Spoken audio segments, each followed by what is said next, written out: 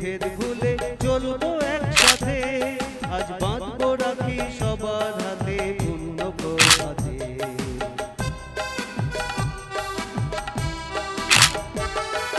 মায়ের নামে শপথ নিয়ে চলবো মোরা বুক ফুলিয়ে, মায়ের নামে শপথ নিয়ে চলবো মোরা বুক ফুলিয়ে। ভাইয়ে ভাইয়ে মিল যদি হয় ভয় কিরে জিতে, আজ বাঁধবো রাখি সবার হাতে পূর্ণ প্রভাতে। দূরে একেবারে সীমান্ত বাংলাদেশ সীমান্তে ছোট গ্রাম চক্রাম প্রসাদ, সেখানে 1951 সালে জুলাই মাসে চুলকাবন্ধুর জন্ম। চুলকাবন্ধু চক্রাম প্রসাদ শাখা রাষ্ট্রীয় স্বয়ংসেবক সংঘের যে শাখা চলত সেই শাখা মুখ্য শিক্ষক ছিলেন। সর্বশিক্ষা বর্গের প্রথম বর্ষ স্বীকৃত স্বয়ংসেবক। 2014 সালে দার্জিলিংয়ের সাংসদ আলুওয়ালিয়া ওখানে 18 আগস্ট চুলকাবন্ধু কল্যাণ দিবসে গিয়েছিলেন। তিনি বললেন আমার সমান বয়সে চুলকাবন্ধু, আমরা সবাই জানি সুরেন্দ্র প্রসাদ আলুওয়ালিয়া দার্জিলিংয়ের সাংসদ ছিলেন, বর্তমান সাংসদ ছিলেন। চুলকাবন্ধুর বৈশিষ্ট্য কি আর রাষ্ট্রীয় স্বয়ংসেবক সংঘের শাখাতে কি শেখানোর ফলে কিরকম মানুষ তৈরি, তার একটু উজ্জ্বল উদাহরণ চুলকাবন্ধু। ওখানকার হাই স্কুলে ওখানকার মাস্টারমশাই ওই জেলার ইতিহাস লিখেছেন। এই প্রসঙ্গে একটা কথা সকলকে আমি স্মরণ করিয়ে দিতে চাই, অনেকে জানেন অনেকে হয়তো জানেন। ভারতবর্ষ 1947 সালে 15 আগস্ট স্বাধীন হলো। ভারতবর্ষের 3টি জেলা মালদা, নদিয়া, মুর্শিদাবাদ এবং 2টি বড় শহর বনগাঁ এবং বালুরঘাট, এরা 1945 সালে এবং 1947 সালে 15 আগস্ট স্বাধীন হয়। এরা স্বাধীন হয়েছে 3 দিন পরে 18 আগস্ট। আর এই 3 দিনের মধ্যে ওখানকার হিন্দুদের বিষয় সম্পত্তি আমি নদিয়াতে শুনেছি, মুর্শিদাবাদ সবাই জানেন, মদিনাকে ওখানে পাকিস্তান জিন্দাবাদ বলে পোস্টার করেছে। তো এরা অনেক পরে এসেছে, সুতরাং ওখানকার পরিবেশ কিরকম সেটা আমরা এই ঘটনা দেখে বুঝতে পারবো। চুলকাবন্ধু আমরা সবাই জানি 71 সালে ভারতবর্ষের সেনাবাহিনী প্রত্যক্ষ সহযোগিতায় ভারতবর্ষের অনেক হাজার সেনাদের আত্মবলিদানে বাংলাদেশ সৃষ্টি হয়েছে। আজকে বাংলাদেশের কথা আমি এখানে বলছি না, সবাই এত জানেন। কিন্তু চুলকাবন্ধু কি হয়েছিল 1971 সালে যখন ভারত সরাসরি যুদ্ধে নামলো, তার অনেক আগে থেকেই পাকিস্তানি সেনা, ইয়াহিয়া খানের সেনা, সবাই আমরা খান সেনা বলতাম, শুনতাম। ইয়াহিয়া খান পাকিস্তানের সেনা শাসক ছিল। ইয়াহিয়া খানের খান সেনা প্রচন্ড অত্যাচার চালাচ্ছিল বাংলাদেশে, হিন্দুদের উপরে বেশি, মুসলমানদের উপর, যারা বাংলাদেশ আলাদা করতে চাইছিল পাকিস্তান থেকে। চুলকাবন্ধু এই যে আত্মবলিদান কি করে হলো? চুলকাবন্ধু দেখলো পাকিস্তানি সেনারা ওদের গ্রামের সীমান্তে বাঁশ ঝাড়ের ওখানে অপেক্ষা করছে। আমরা জানি বর্ডার আউটপোস্ট থাকে, বিএসএফ পোস্টে গিয়ে খবর। বিএসএফ এর যে কয়েকজন জওয়ান ছিল তারা বললো যে আমরা তো এখানে অল্প কয়েকজন আছি, আমাদের গুলির বাক্স হয়ে নিয়ে যাওয়ার লোক নেই, তো তুমি যদি আমাদের একটু সাহায্য করতো। হ্যাঁ, নিশ্চয়ই সাহায্য করবো। চুলকাবন্ধুর এক মাস্টারমশাই রাস্তা দিয়ে চুলকা কোথায় যাচ্ছ? গ্রামের সব লোককে গ্রামে থাকতে বললো, কেউ যেন গ্রাম থেকে সকলে পালাচ্ছে, গ্রাম থেকে কেউ যেন না যায়। আমি আছি, আমি যাচ্ছি বিএসএফ সেনাদের সাথে। চুলকাবন্ধু গেল, আর পা পিছলে পড়ে যাওয়ার পর পাকিস্তানি সেনারা দেখতে দিয়ে গুলি চালালো। আর সেই গুলিতে 1971 সালে 18 আগস্ট চুলকাবন্ধু চক্রাম প্রসাদ গ্রামে আর তার জীবন উৎসর্গ করলেন। এই দেশের জন্য জীবন উৎসর্গ করার শিক্ষা রাষ্ট্রীয় স্বয়ংসেবক সংঘ দেয়, তারই উজ্জ্বল দৃষ্টান্ত বীর শহীদ চুলকাবন্ধু। এটুকু বলে আমি আমার কথা এখানে শেষ করছি। বন্দে মাতরম, ভারত মাতা কি জয়। সংক্ষিপ্ত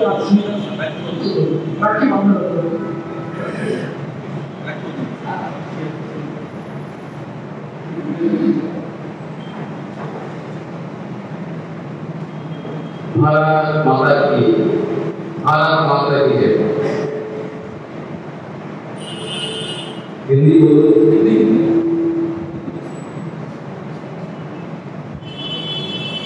मनतासिंह सभ्य हमारे विशेष अधिकारीगण,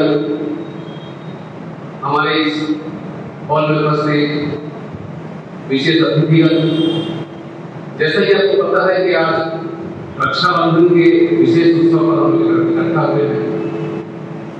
रक्षाबंधन यूं तो कल 24 घंटे पहले गए,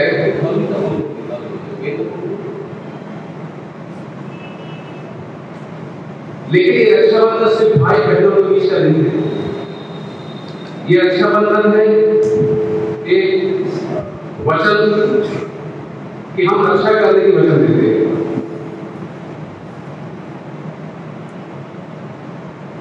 ये पौराणिक बातें हैं कि सर्वप्रथम इंद्र को उनकी पत्नी ने माना था जब वो युद्ध के लिए प्रस्तुत हुए।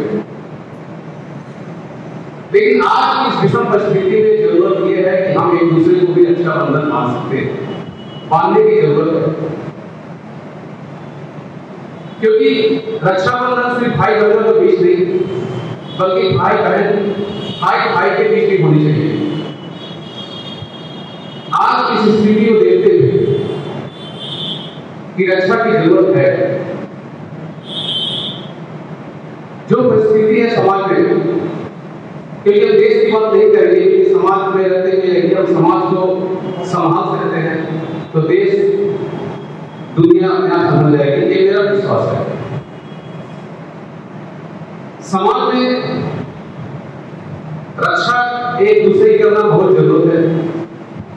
आए हम देखा करते हैं हिंदू और मुस्लिम के बारे में, फिर वही हम घूम फिर कर चले जाते हैं एकता की बात है। क्योंकि रक्षा की बात हुई है, रक्षाबंधन की बात हुई है, हम आपस में पहले एक दूसरे से वादा करें, एक वचनबद्ध हो कि हम कहीं भी रहें, दुनिया के किसी भी कोने में रहें, यदि आप हिंदू हैं तो उन्हें रक्षाबंधन की सूत्र में बांधकर रक्षा करने की कसम खाएं।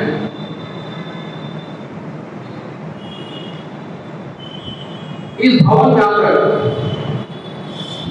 यदि हम एकता की बात ना करें तो ये शायद बेईमानी की बात होगी। हम संघ परिवार से जुड़े हुए हैं और ऐसा मानना है, ये कड़वा सत्य है कि एक हिंदू की सबसे बड़ी संगठन जो हिंदू के लिए हिंदू द्वारा बना है। लेकिन कहीं ना कहीं हम इस चीज पर चूक रहे हैं, कमी आ रही है हिंदुओं में कि क्या हम हिंदू को जोड़ पा रहे हैं, क्या हिंदू को भाई बहन के रिश्तों में ला पा रहे हैं, ये सोचने वाली बात। हम हिंदू तो कहते हैं, लेकिन दूसरों के समक्ष हिंदू होने का प्रमाण नहीं दे पाते, और यही कारण है कि आज दूसरे भिन्न धर्म के लोग हमें इस बात पर चिढ़ा देते हैं कि आप हिंदू हो ही नहीं।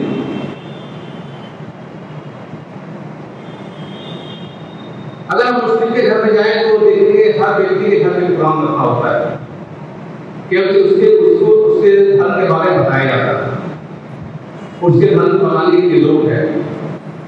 हमारे धर्म में भी भागवत गीता है, रामायण है, लेकिन वो सिर्फ लाल कपड़े में लपेट कर मंदिर पूजा स्थान पर रखने के लिए। हमने कभी पलट कर पढ़ा भी ना, ऐसा है।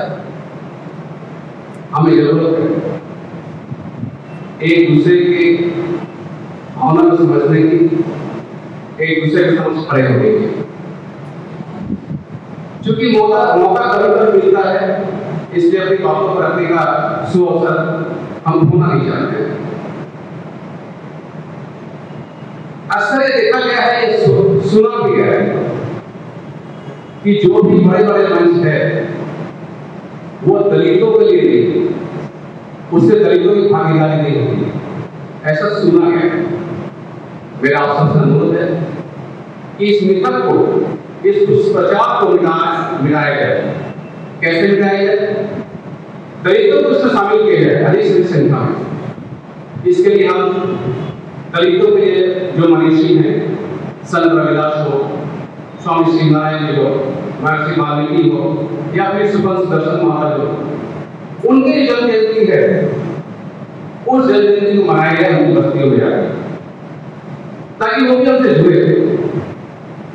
आज दलित समाज की ओर से एक अकेला व्यक्ति यहाँ आकर अपनी बात को रखे, उससे अच्छा है कि इस दलित व्यक्ति के द्वारा 100 लोगों को लाकर यहाँ पर कार्यक्रम किया है, वो तय कर। क्योंकि रक्षाबंधन का उत्सव है और सारी बातें जो है एक साथ इसी बात पर आती है कि हम एकता में रहें। इसी बात के साथ मैं अपनी वाणी को विराम देता हूं। नमस्कार।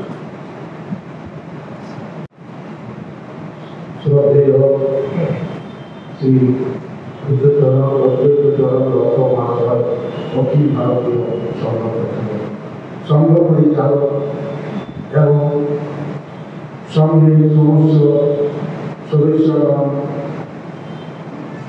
এবং আজকে উপস্থিত সমস্ত বক্তা মহোদয় সবাইকে সশ্রদ্ধ প্রণাম জানিয়ে আমি দুর্গাপুর ব্যাপারে বিচার কথা বলব। দুর্গাপুর যে জাতিকে জাতির লোক, সেই জাতির সেই আদিবাসী সমাজেরই আমি একজন। আমি আদিবাসী সম্প্রদায়ের বলিদানের কথা অনেক শুনেছি, দেখেছি, অনুভব করেছি। আমরা জানি স্বাধীনতা সংগ্রামে সময় আদিবাসী সমাজে অনেকেই আত্মবলিদান করেছেন এবং স্বাধীনতা সংগ্রাম শুরু থেকে বলতে গেলে আমাদের তিলকা মাঝি তথা তিলকা মুর্মুর আমল থেকে ভারতকে স্বাধীনতা করার জন্য, স্বাধীন করার জন্য আদিবাসীদের সংগ্রাম শুরু হয়েছিল। 1855-56 সালে বীর সিধু কানু দেশকে স্বাধীন করার জন্য তাদের অবদানের কথা আমরা অবগত আছি। স্বাধীন হওয়ার পরে এই আমাদের স্বাধীন ভারতে 1971 সালে বীর দুর্গা মুর্মু আত্মবলিদান কংগ্রেসে আমরা সবাই জানি। উনি অত্যন্ত দরিদ্র ঘরে জন্মগ্রহণ করেছিলেন। বাবা খেলা মুর্মু, মায়ের নাম সুমি মুর্মু। জগন প্রসাদ রাম অত্যন্ত প্রান্তিক এবং সীমাবর্তী গ্রাম, বাংলাদেশের সাথে সীমা সংলগ্ন গ্রাম, সেখানে জন্মগ্রহণ করেছিলেন। তিনি 1971 সালে সবেমাত্র হায়ার সেকেন্ডারি উচ্চ মাধ্যমিক পরীক্ষা দিয়েছিলেন এবং রাষ্ট্রীয় স্বয়ংসেবককে একটা শাখা পরিচালনা করছিলেন ওই গ্রামে। উনি আমাদের একনিষ্ঠ স্বয়ংসেবক ছিলেন। 1971 সালে আমরা জানি যে বাংলাদেশের মুক্তিযুদ্ধ পাকিস্তানের খান সেনার সাথে যুদ্ধে লিপ্ত ছিল। সেই যুদ্ধ আমরা ভারতের তরফ থেকে আমরা সহযোগিতা করেছিলাম মুক্তিযুদ্ধে। সেই মুক্তিযুদ্ধের সহযোগিতায় আমাদের ভারতবর্ষের অনেক স্বয়ংসেবক, স্বেচ্ছাসেবক বলিদান করেছেন, আত্মহত্যা করেছেন, বলিদান করেছেন, সে কথা আমরা এই সামান্য 20 বছর বয়সী দুর্গা মুর্মুর বীরত্বের কথা আমরা কোনোদিন ভুলতে পারি না। 18 আগস্ট 1971 সালে খান সেনারা বাংলাদেশের বর্ডারের পাশে চক্রান্ত প্রসাদ গ্রামে হতর্কিতে আক্রমণ করে। প্রথমে তাদেরকে বোঝা যায়নি তারা খান সেনা বলে। মুক্তিযুদ্ধে, বাংলাদেশের মুক্তিযুদ্ধে সমাবেশে তারা বাংলাদেশ বর্ডার অতিক্রম করে ভারতে ঢুকে গেছে। চক্রান্ত প্রসাদ গ্রাম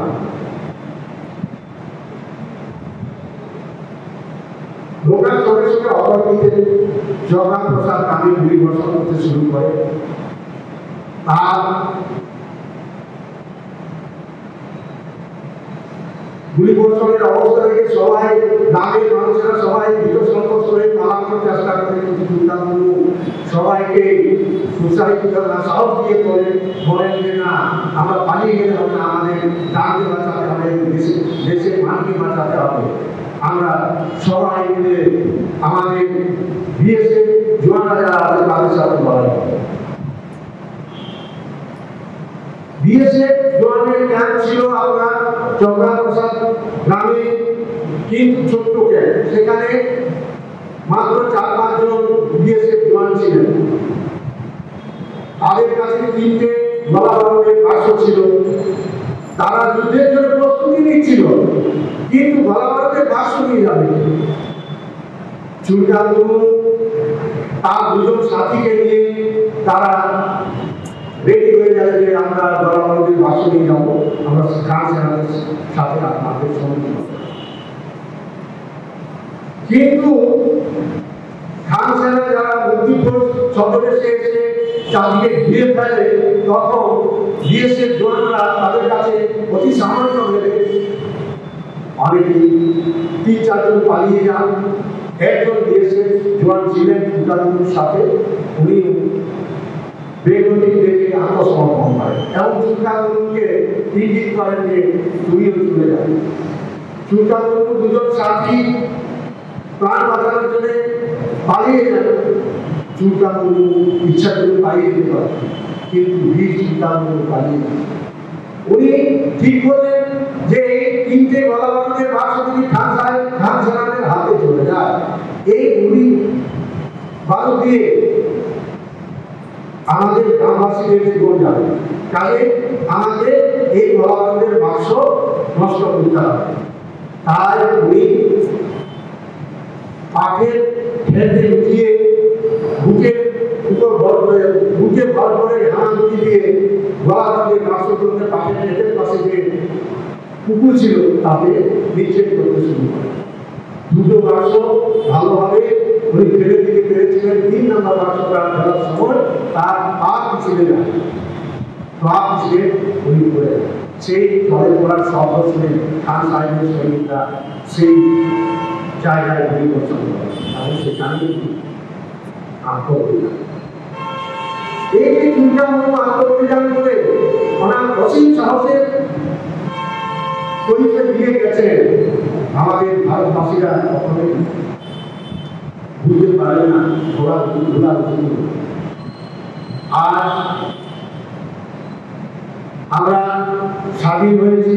স্বাধীন ভারতবর্ষে আমাদের সনাতনী ধর্মের লোকেরা আমরা সংখ্যাগরিষ্ঠ, কিন্তু আমাদের কিছু দেশের ইন্টারেস্ট যারা মানে স্বার্থান্বেষী লোক রয়েছে, তাদের আমাদের সনাতন ধর্মীদের মধ্যে বিভেদ সৃষ্টি করার চক্রান্ত করে।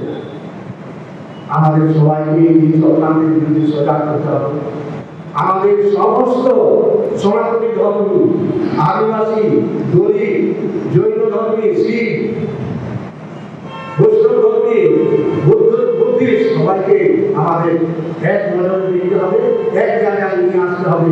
আমাদের সনাতন ধর্মের একতা এনে আমাদের ভারতবর্ষকে শক্তিশালী সনাতন ধর্মী রাষ্ট্র হিসেবে আমাদের দান করাতে হবে, শক্তিশালী করতে হবে। এবং যে চক্রান্তকারী আমাদের ভারতবর্ষকে দুর্বল করার চেষ্টা করছে, সেই চক্রান্তকে আমাদের নষ্ট করতে হবে এবং সেই চক্রান্তকারীকে আমাদের শেষ করতে হবে, তাদের সম্মুখীন হতে হবে, তাদের সাথে আমাদের লড়তে হবে। তাই আপনাদের কাছে আমার আবেদন, এই বীর চুলকান্দুর পথ অনুসরণ করে আমরা সবাই একত্রিত হয়ে সব সনাতন ধর্মে একত্রিত হয়ে আমাদের ভারতবর্ষকে শক্তিশালী করব। এই আশা রেখে আপনাদের কাছে আমার শেষ প্রণাম জানিয়ে ভারত মাতা কি জয় বলে আমার বক্তব্য শেষ করছি। এখন আমাদের সামনে বিষয় রাখবেন সুপ্রিয় তরুণ মুখার্জি বিষয় রক্ষা মন্ডল।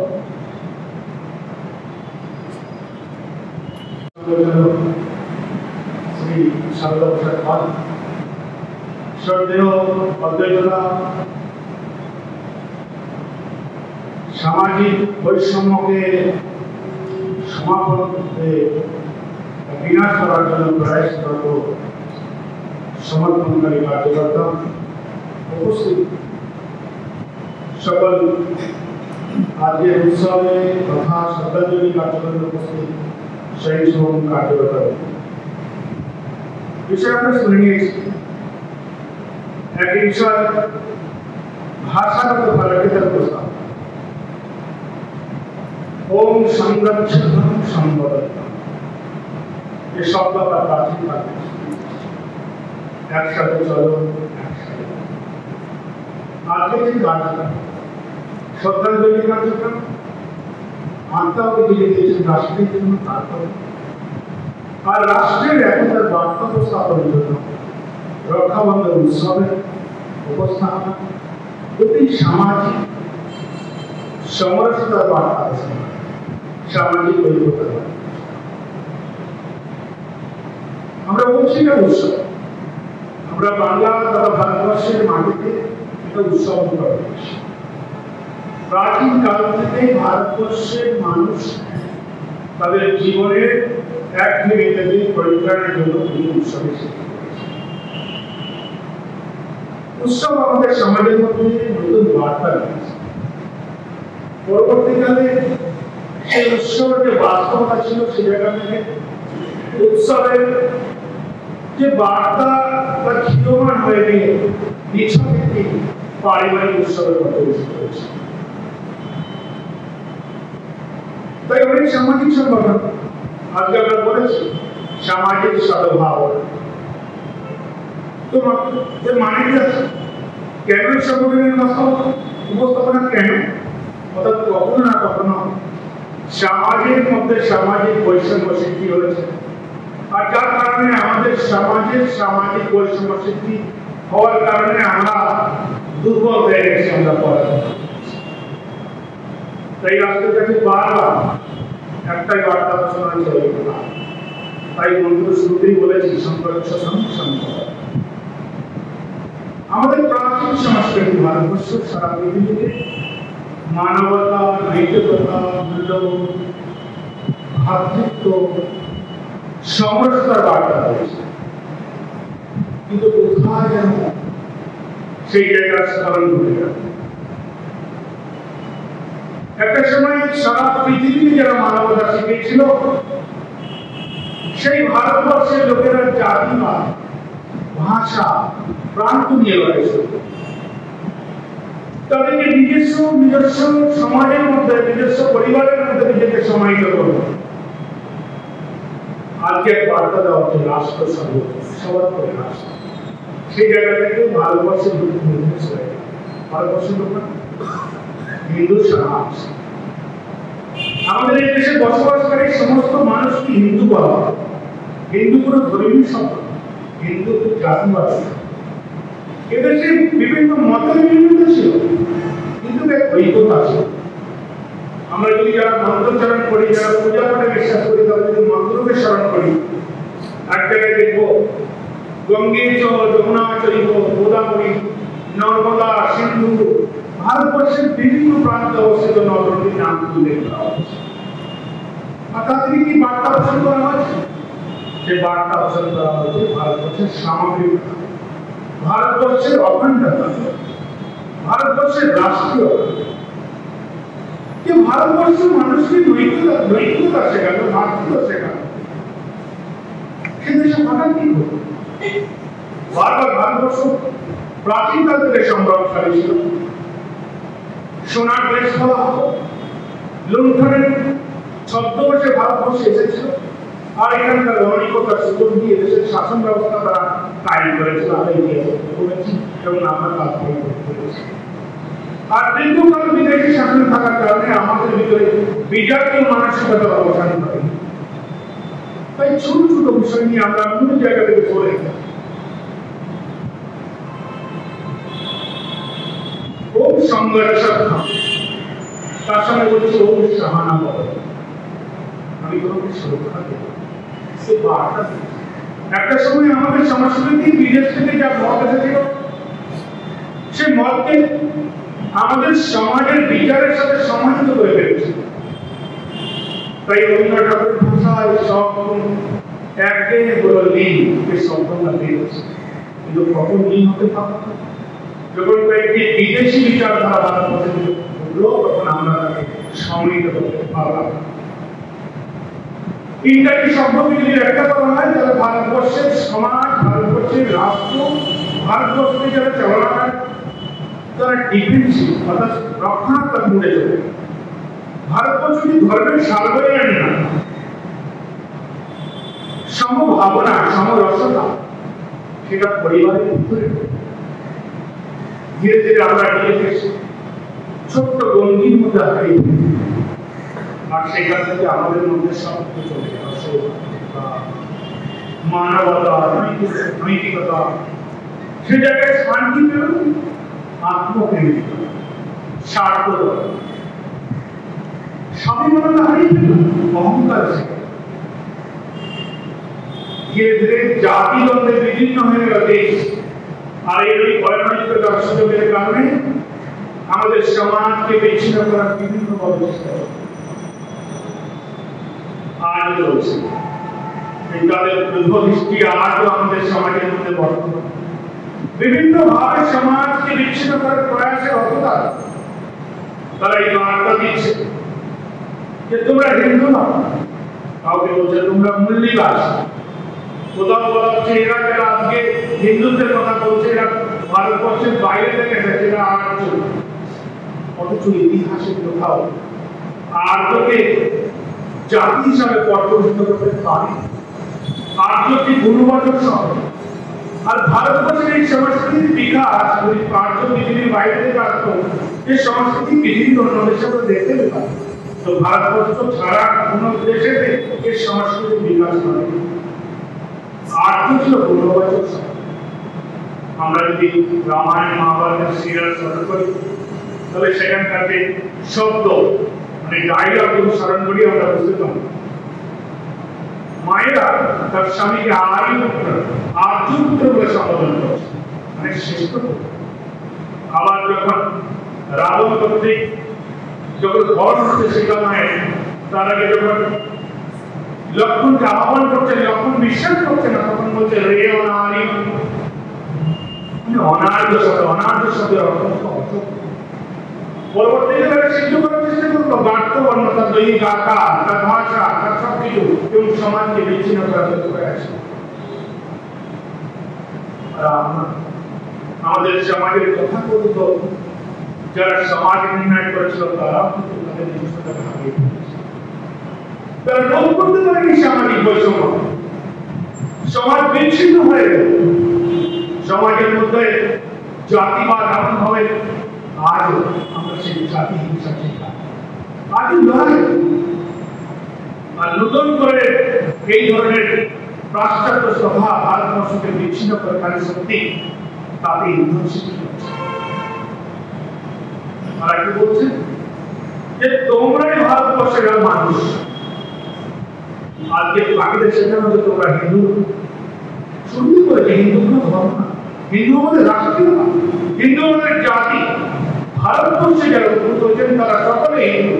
তারা কেউ সারনা হতে পারে, তারা কেউ বৌদ্ধ হতে পারে, কেউ জৈন হতে পারে, কেউ শাক্ত হতে পারে, শৈব হতে পারে, বহু মতে হতে পারে, কিন্তু সকলের এক পরিচয় সে রাষ্ট্রী, সে হিন্দু। আর তা থেকে বিচ্ছিন্ন করার জন্য প্রয়াস। আর এই প্রয়াসকারীদের অবদমন